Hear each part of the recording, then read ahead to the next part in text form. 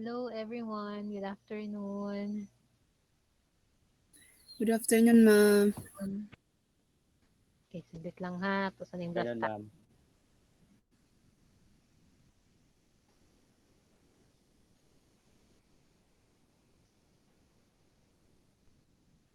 Murag diri naman ta no sa compound interest. Okay, sige. I cannot present this one on our board kasi nalobat akong pen.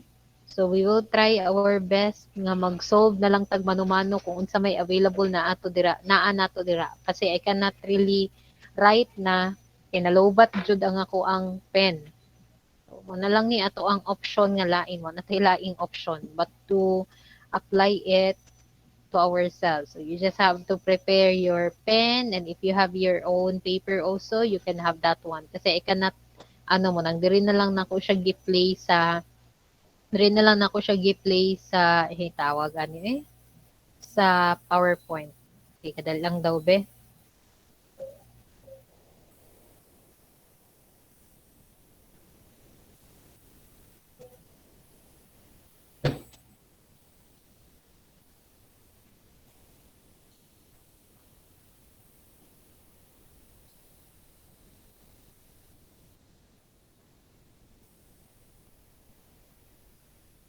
Okay, so we have here now our compound interest formula and that is B.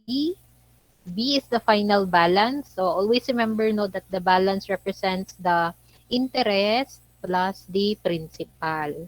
So it's the total amount in short. So the final balance is the accumulation of all the interest and plus of all the interest plus the formula. So we have to remember also no that if we are asked to give the interest, you provide the interest.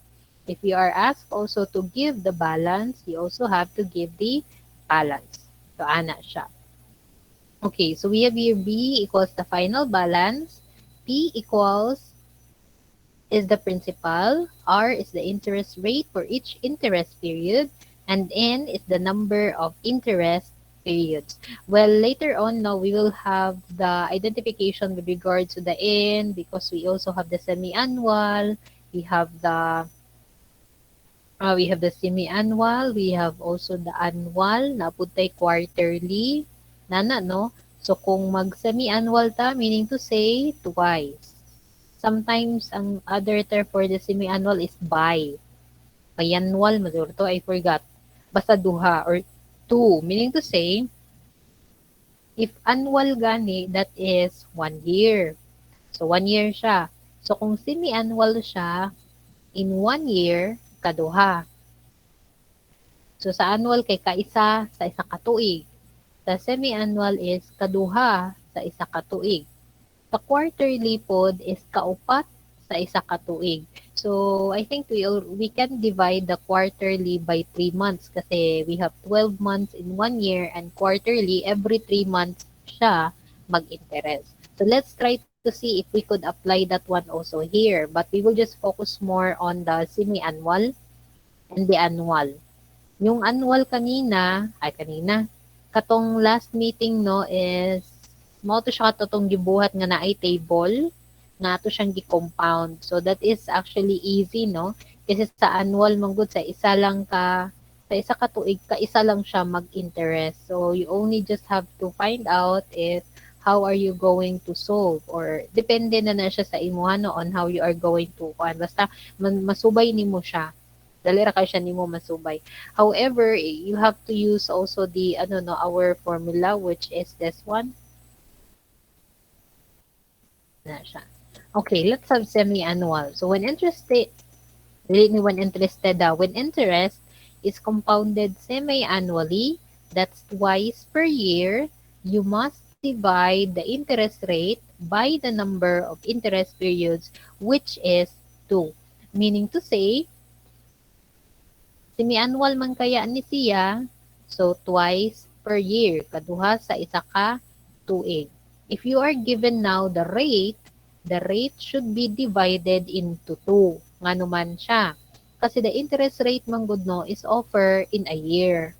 So kung 5%, for 1 year, unya semi-annual man siya, so we are obliged now to divide the rate by 2 because 2 represents semi-annual. So i-divide na to ato ang rate by 2 to get the interest rate for the semi-annual. So ana siya. So divide the rate by 2. 5% divided by 2, 10% divided by 2, 8% divided by 2, so ing ana siya.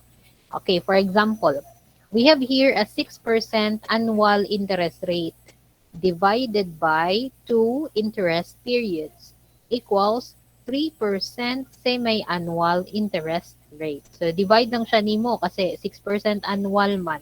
Yeah, we know already nga ang annual is kaisa sa isa ka tuig. So, therefore, you divide 6% into 2. So, that became 3% semi-annual interest rate. So, in every 6 months, na ay 3%. So, after 6 months, 3%. After 6 months, 3%, and that makes 1 year. So, yung ano siya. Okay. So, to find the number of payment periods, multiply the number of years by the number of interest periods per year. So, example, butang na to, ang iyang, semi-annual siya, unya 6% annual interest rate, unya 5 years. So, since 5 years man siya, we have to multiply by 2. Nga naman siyang i-multiply siya og 2 because may annual man kaha. So, sa isa ka tuig, kaduha, nya 5 years man, ay edi times 2, i-times 2 nimo kasi in 5 years, 10 times, 5 times 2 equals 10. So, 10 times siya mag-interest in 5 years. So, therefore, you have to multiply the year 2 times 2. To multiply 2, 2. So, ano siya? Kung sa rate, divide by 2. Sa years, multiply by 2. So, ano siya? Let's try an example of it. Example. We have here a balance on a deposit of 1,000 earning 6% interest compounded semi-annually for 5 years. Okay, so how are we going to solve that one? So the interest rate is R for compounding semi-annually. It's 0.06 divided by 2 or 0.03. Kasi ang rate natin or annual interest rate is 6%. You divide by 2, that's 0.03. The number of payment periods is N is 5 years. So 5 years ang ato ang kuanderiya nya semi-annual pa jud, so times 2 interest periods per year or 10. And then you solve. Solve lang mo. 1,000 times 1 plus 0.03 raised to the power of 10. Okay, 1.03. Anak na yun. And then you have 1,343.92. Kinain ng message. Sa mali. Okay mo. Ano daw? Okay. Kusog din ulan ron. Di ko kabantay sa ulan magud ganang ko sulod. Sige. Let's continue. Alright. So, ana lang siya, no? You get now the answer of 1,343.92. So we just have to be very careful, no? Most especially if we are given we are asked to give the exponential power or the equivalence of the exponent because lisod kaayo manggod no malahi-lahi gud inyohang answer pag dili gud nimo ihatag ang exact exponent niya or I mean ang iyahang yung value sa iyang exponent.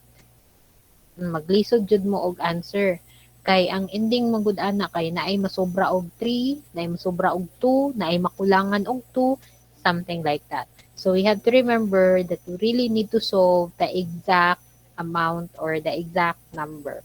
Okay. Sige daw be. Let's try. Okay, let's try solving this one. You try to solve this ha, tapos you plug in inyohang answer. You have here deposited ka OA. Amount deposited is $900. Annual interest rate is 2%. Time 3 years. So you try solving it compounding annually and semi-annually. Solve down mo.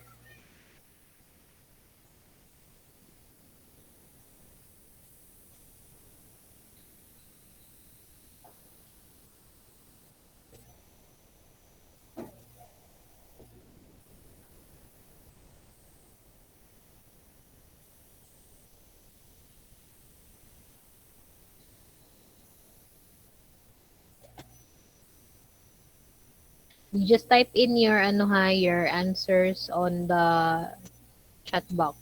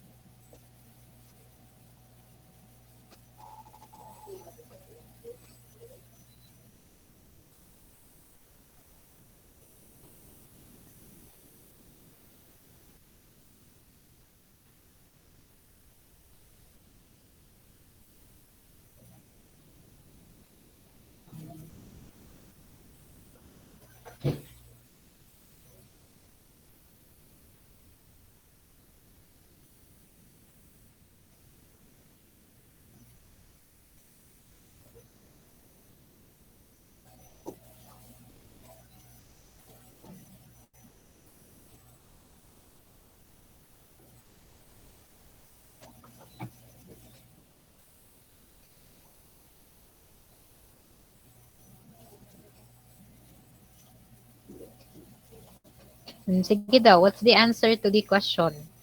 Ay, to the problem day, sorry. Let me just show it one more time.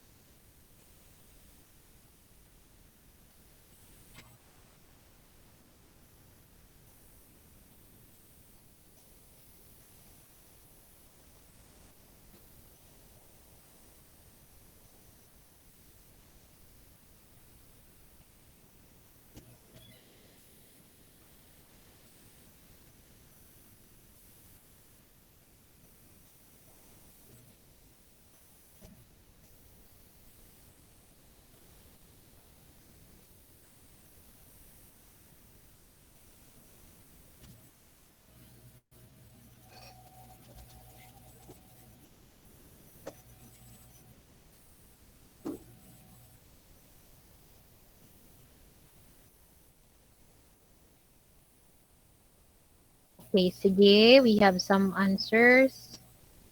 Supposedly, the answer should be 955.09. And for the semi-annual, it should be 955.37. The same thing with the answer of Betty Jane Borgios. Ambot lang sa uban, if you have tried or what, basta that would be the answer. That's 955 point, okay, 0.09 or 955.37. Okay, sige. Kadali lang ha, nag-loading na po ako ang laptop. Kadali lang yun.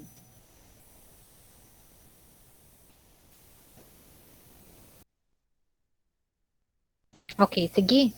Let's try another one.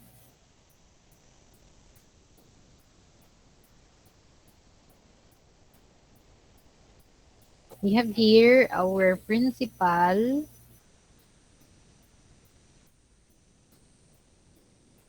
was 25. Okay, 25. And then our rate is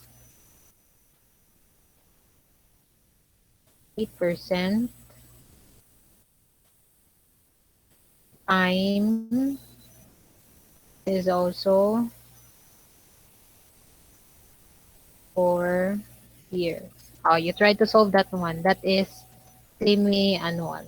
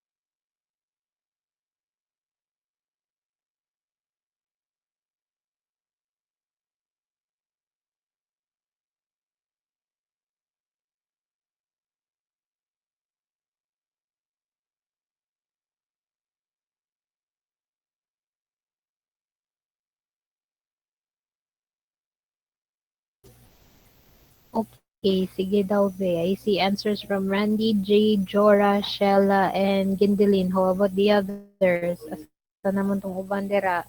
Galaw-galaw.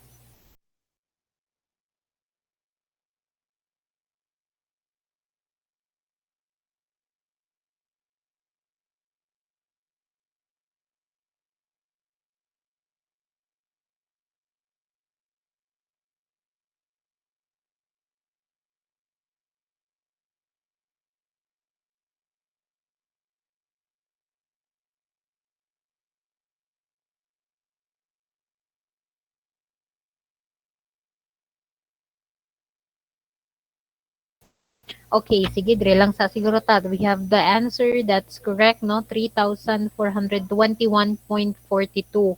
You will get the answer if and only if gibuo nimo tanan pag multiply ang exponential katong result sa 2,500. But if giputol lang siya nimo, like for example, nagputol lang ka, kutob lang ka sa 1.37,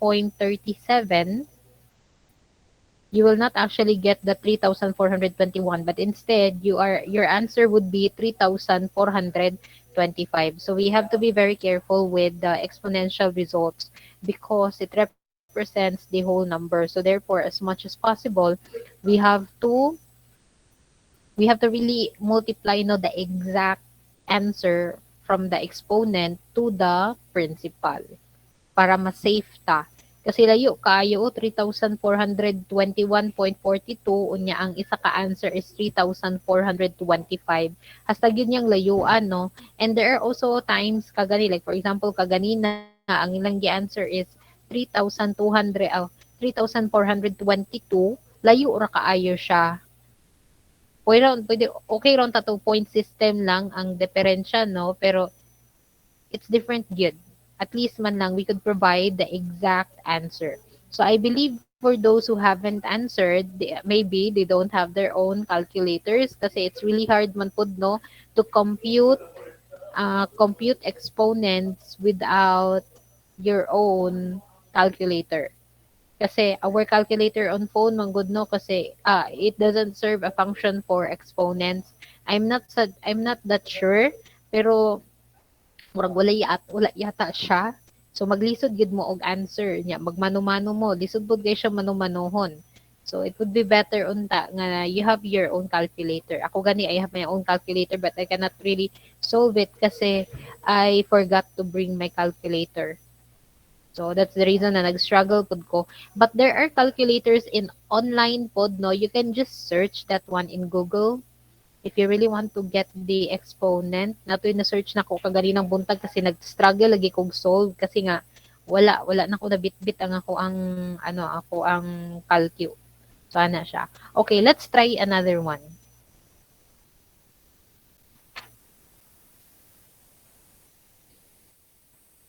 Okay, principal.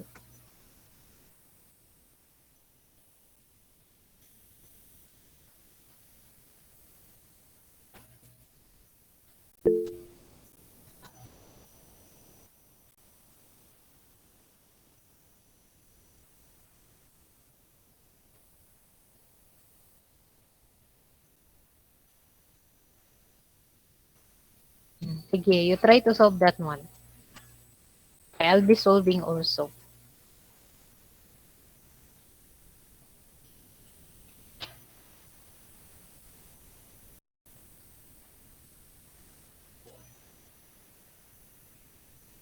Excuse me, ma'am. Semi-annual gyapon ni siya, ma'am. Ay, semi-annual gihapon ni siya. Kay kabalo naman ta anak. Annual kayo naman kayo. Dirita sa semi-annual.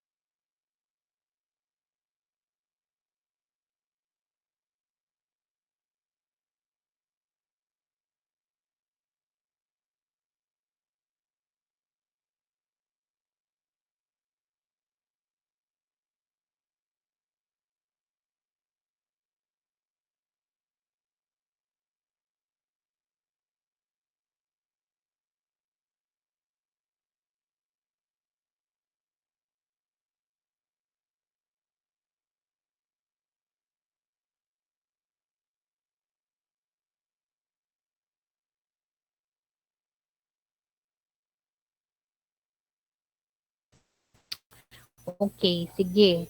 We have here two options for our answers. Kadako ba? 46,901.61 and we have 13,930.89. Actually, the answer for this is 13,930.89. So our principal is 3,789.89 and our rate is 15% divided by 2, that is 0.075. Our time is 9 years, multiply by 2, that would be 18. So, replace dayon na to, fill in na to siya sa formula, balance equals 3,789.89, tapos multiplied to 1 plus 0.075 raised to the power of 18. So, 1.075 raised to the power of 18 is taas kaayo. That's 3.675840, taas kay siya. Isa sa na-notice din ako nga problem ha, people. Do not worry so much if ever you have the number or the exponential result, tapos dili na siya maigo sa imuhang screen or sa imuhang calculator or even sa phone, sa calculator. It's okay, no? Kasi anyway, I have tested nga biskan pa man dili mo siya makopya tanan, it will still give you the same response. So, dili kayo ingon nga mag-goal ta ana. Tapos multiplied to 3,789.89, giving you the answer of 13,930.89. So, ana siya. Okay, we have still 15 minutes left.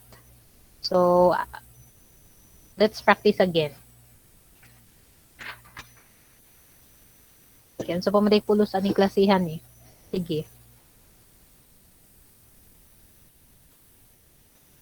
Asan na to ang value sa atong kwarta be? We have 43,577. Okay, rate is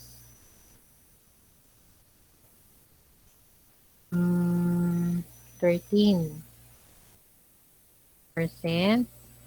Time is in 10 years. Semi-annual. Sige, solve. Solve pud mo. Uy, solve maganing maestra ka mo pa baka ha.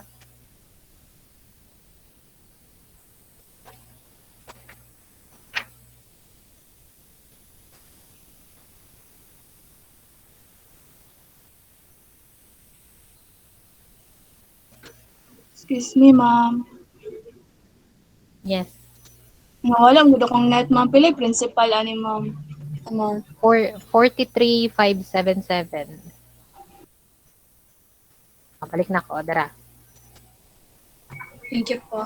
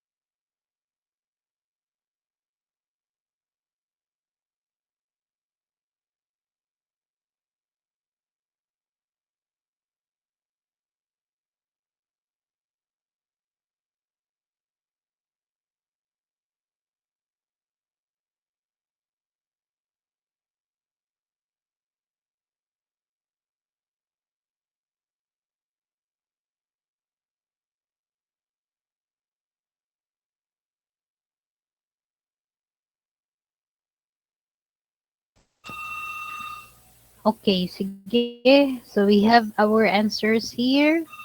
153,549.88. So actually that is the answer. So that would be the total balance after 10 years. 153,549. Ginaani unta ang bangko eh. Okay, sige. So I think that's it, no? So we just had our practice with the compound interest. So we were able to cover the entire coverage of the weeks 1 to 3. We started from the decimals going to ano ito tong last nga kuan? Kalimot na ko. And then we have this one, the compound interest. So by tomorrow, you have your schedule, no, for the first examination. So we will have the examination tomorrow. It's already posted na gani. Ready na siya for tomorrow. So we just have to attend to that one. The examination is open from as early as 5 in the morning and then mag-close siya ng mga 11:59 in the evening. So I hope everyone would be able to take the examination because as much as possible I would not want to have special examinations. So ana lang siya. You just follow the instructions whatever is written there and then you take the exam. So ana lang. Okay? Sige.